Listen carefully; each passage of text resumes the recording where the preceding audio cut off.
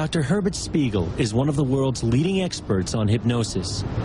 He has taught hypnosis at the Columbia University Medical School for over 20 years and is the inventor of the standardized test for measuring a subject's hypnotizability. He believes there is circumstantial evidence that suggests Sirhan Sirhan was hypnotized to kill.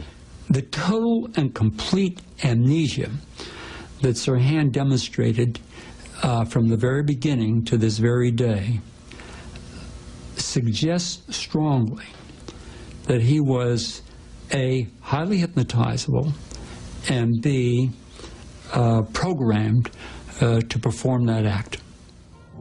Hypnosis played a major role in Sirhan's trial, as psychiatrists for the defense and prosecution hypnotized Sirhan at least 6 times in an effort to unlock his memory.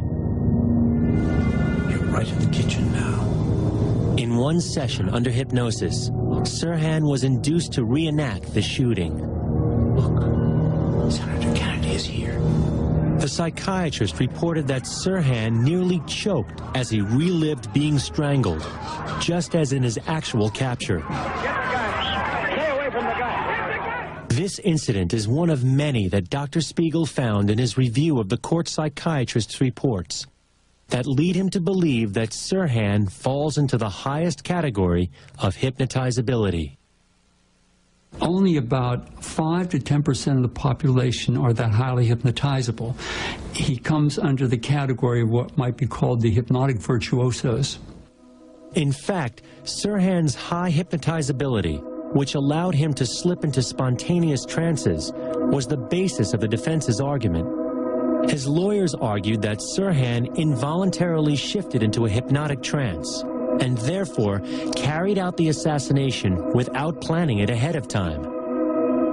The possibility that someone else may have hypnotized Sirhan was never presented in court. But Dr. Spiegel believes that the circumstantial evidence, Sirhan's desire to be hypnotized, his extreme compliance under hypnosis, his amnesia to the assassination event, all suggest that Sirhan appears to be an ideal candidate to be hypnotized.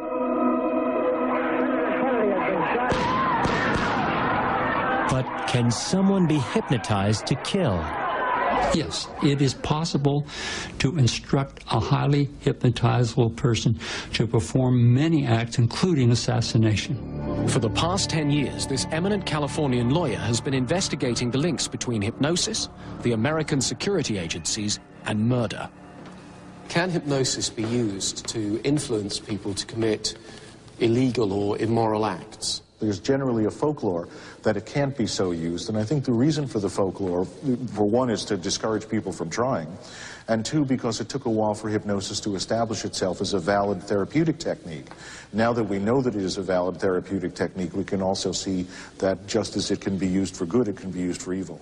For example, in 1954, 4 years before the Manchurian Candidate novel had been published, the Central Intelligence Agency had a team to build Manchurian candidates to commit assassinations. And one of the most frightening memos that I've read is an experiment that they wanted to run to be able to program somebody to assassinate a foreign head of state or an American official. Surely this is just some conspiracy theory. What evidence is there to really support this? I'm interested in the historical fact, and the historical fact for me has come from Central Intelligence Agency documents. And the documents definitely established that by 1954, the CIA, or at least the component that did the hypnosis research, was convinced that they could program people into committing assassinations. A more recent experimentation by the Central Intelligence Agency suggests that they have conducted a series of what they call terminal experiments, and these are experiments which will end in the death of the subjects. In one set of letters from the CIA to a researcher, they asked the researcher if he would be willing to conduct terminal experiments, and the researcher said he'd do it for free.